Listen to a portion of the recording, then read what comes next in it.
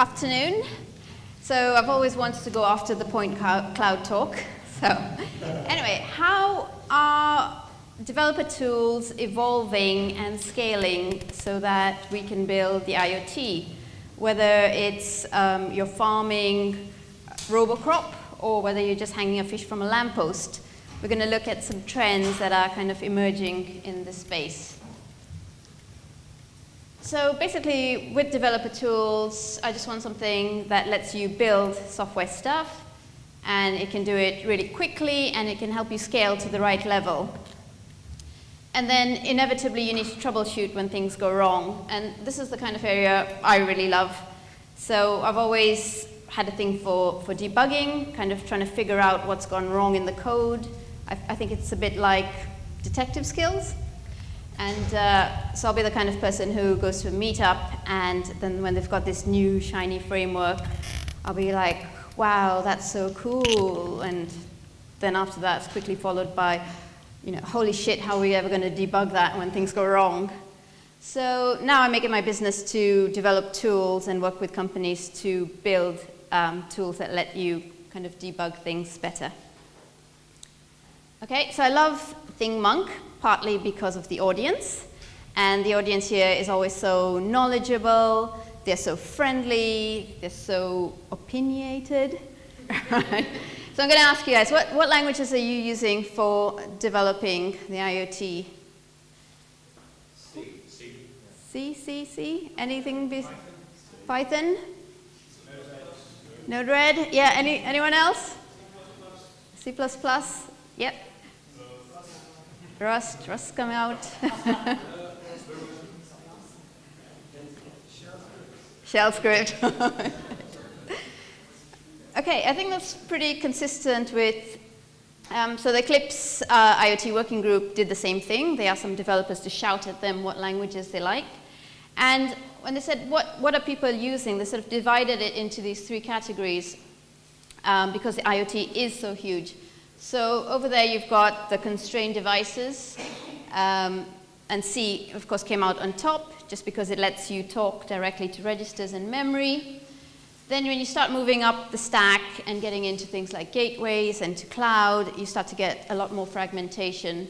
So Java features heavily, and that's probably because it was a lot of in the Eclipse community. But you start getting a lot more fragmentation here. JavaScript features quite heavily both client and server side. So this gives it kind of a nice overview. But if you dig into the data and what people actually said they use in totality, you kind of had so many languages. So I think there were well over 20 languages. And this was from kind of 700 respondents. So they just came up with, you know, you've got Bash in there, you've got hardware languages, and this is without the frameworks. These are just the languages. And as a tool developer, well, it's a bit like with my kids. My kids have so many shoes. They have trainers and school shoes and wellies, and I'm like, well, why do you need so many shoes? Like in my day, I just walked to school barefooted, which is a blatant lie, of course, but that's just something my dad told me, so, I mean, he probably just lied too. So I'm like, you know, why can't we just have one pair of shoes? And it's the same thing with tools. You just don't, because my kids are like, well, I really, really, really need beach shoes. So I'm like, what are beach shoes? So it's a really good time to be a developer. You've never had so much choice. It's really exhilarating. But if you're developing tools, it's just a nightmare. You know, you just can't get support, you just can't keep up with the language features. So we'll look at some of that, how that's evolving. Okay, so I'm a big fan of Eclipse. I do a lot in the community. So I'm going to say very quickly, who else is a big fan of Eclipse here? Yay! So everybody knows it for the Java IDE, and as a fan of IDEs, I always say never, ever, ever memorize like how to do for loops or anything. Just don't bother learning the syntax. Just let your IDE do it for you. And I'm going to say follow the Eclipse Java IDE. It's got tons of tips, and it just shows you how you can have all these shortcuts. You know, just you don't have to learn how to do the lambdas, it just does things magically for you. So Eclipse, besides being a Java IDE, it is also a very, very powerful C IDE, and almost every tool vendor has a provision based on Eclipse CDT. So because it's got like a phenomenal indexer behind it, and it lets you do sort of all amazing things. And embedded tools aren't really known for their usability. So Eclipse, which sort of came along 10, 15 years ago, is still kind of going strong in that space. But it makes you question, you know, is this still something that we can use in the next 10 or 15 years? And these are some of the debug tools. It's kind of looking directly at your memory to try and help you figure out stacks, your actual stack overflows. So the question is, like, 2IDE or not 2IDE? So we had some people put their hands up, so I guess we've got quite a few fans of IDE. Do you have anyone who's not a fan of an IDE? Give us a boo. Funny enough, they're all sitting at the back.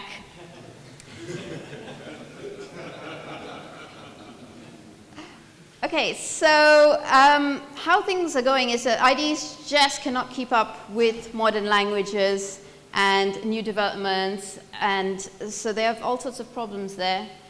And almost in response to that, well, VS Code did something Microsoft did something quite new. They came out with this brand new platform, VS Code.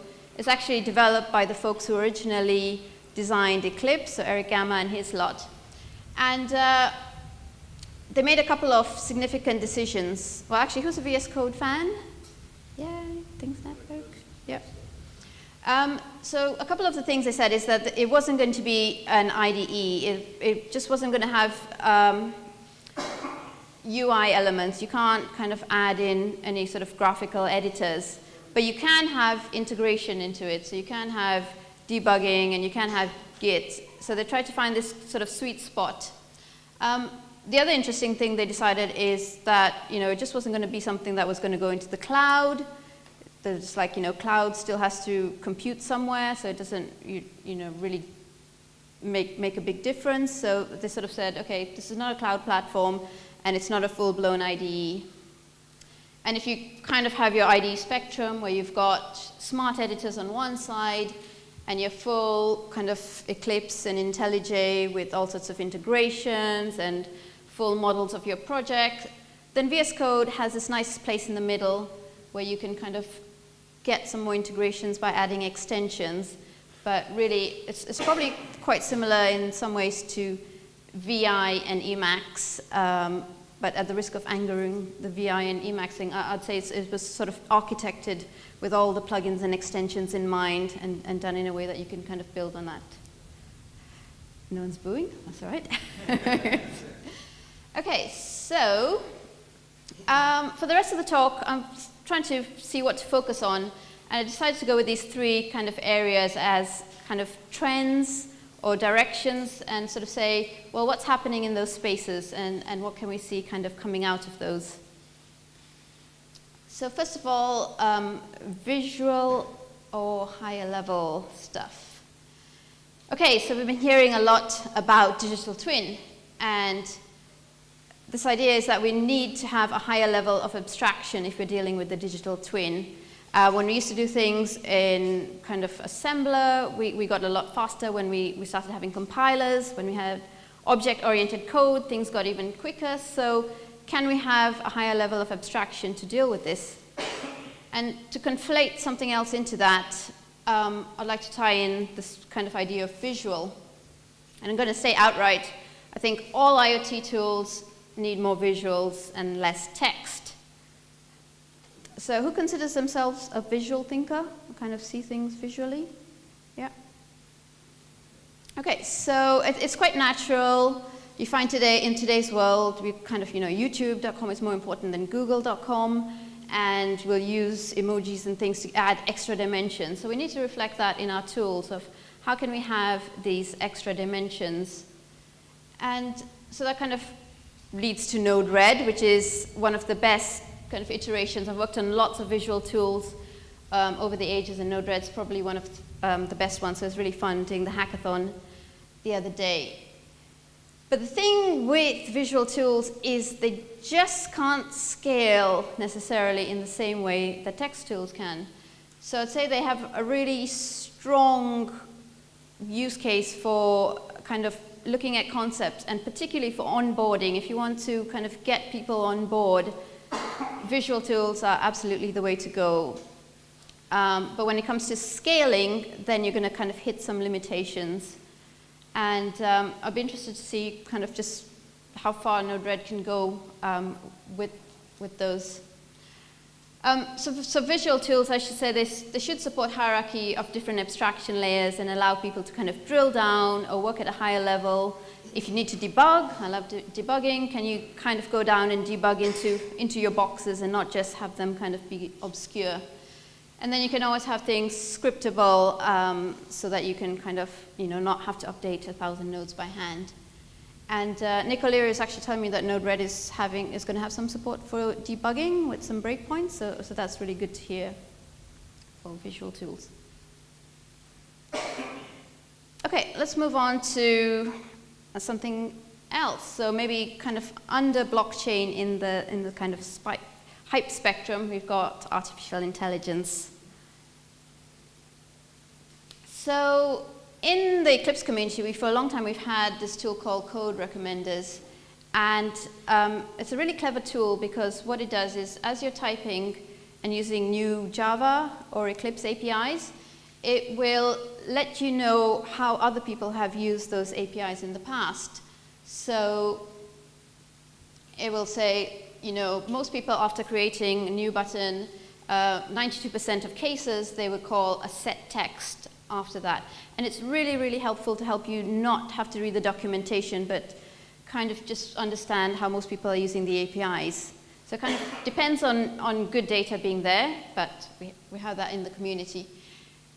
So this tool, Code Recommenders, developed by the really smart folks in Germany, Code Trails, it's kind of like 3 or 4 years old technology. And we've kind of got new iterations of it coming out. So there's this whole idea of having like AI-powered bug detection, taking that to the next level of saying, well, can we help point out to people what's likely to go wrong on their code based on kind of what we know about the code and what we can pick up. And there's a number of people doing things like this. You've got Kite, you've got Codata, you've got SourceGraph. But the thing about all this tool so far is that actually it's not really machine learning. It's a lot of statistics, there's some Bayesian networks with fixed models, and it's kind of retrieving information. So we haven't even scratched the surface of what we can do with this stuff yet, but we can already kind of start to see some quite clever things. And I'll just add on to that, there's this really interesting project called CrossMiner, which is being funded by the European Union, Horizon 2020, and they're looking at, how can we mine open source code bases? We have more open source than ever before. How can we look at configuration in things like GitHub and build systems, and just use those natural language sources to really kind of mine information and start to pull things together. So who wants AI-powered tools? Yeah. Well, that's pretty much what the folks from Code Trails found when they actually asked people about the features, and they were like, oh, that's amazing, you really should get those other developers to use them. So people were kind of like, oh yeah, I know what I'm doing with this language, so someone else should do that. But then the other side of it is that they're just really hard to set up, and you need to have so much sort of integration in there. So I'd say with things like the artificial intelligence tools or machine learning or whatever you want to call them, the kind of more intelligent things. So we have lots of technology we can use, we have lots of data, but we're really suffering on the integration and the design side of things. And we just don't have that in a way that makes these tools kind of worth the setup and worth the cost. So I think this is something that is kind of still has a way to go. And oh, just to quote Steve Jobs on design, it's just not what it looks like and feels like. It's just about how will the whole thing work together in a kind of seamless way. Okay, let's go on to cloud. Who's coding in the cloud already today? Yeah, so there's quite a few of you. So we've been doing DevOps in the cloud for a long time. We've got all our source control in there. We've got our build and continuous integration, and we've got things like Bugzilla trackers and all sorts of things. So all DevOps is already moved into the cloud. So the last bit to get there is really our code editors and maybe our debugger features. But when it comes to kind of your IDEs and your code editing, everyone has their kind of really specific way of working. And it's kind of, that hasn't really happened yet of moving that to the cloud. So projects like Eclipse Extech, they have this whole cloud workspace idea. So you can get set up and start working in the cloud very, very, very quickly. And it's pretty amazing to, if you go try it out and you can kind of use your stacks, and it takes advantage of container technology.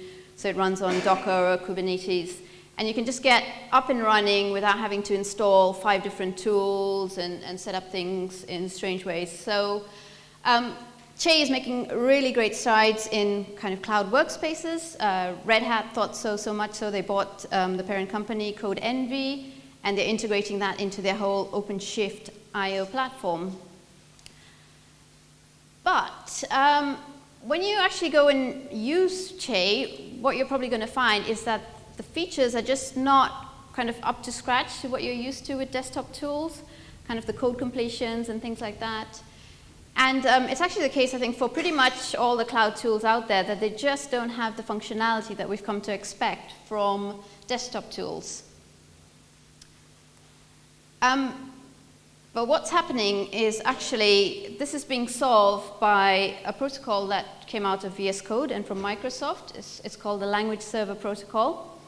And the whole idea was that you could write these, well, servers. It's called the Language Server Protocol, but really it's kind of an API with a remote procedure call. So you could write some completions for Java, and you could use that API, and you could have a client in Che, in Eclipse, or VS Code. I think there's some coming along for VI and Emacs, and all the editors there are kind of adopting this. And the whole idea is that whether you did it for Java or for Go or for JavaScript, you would get full language support in those editors.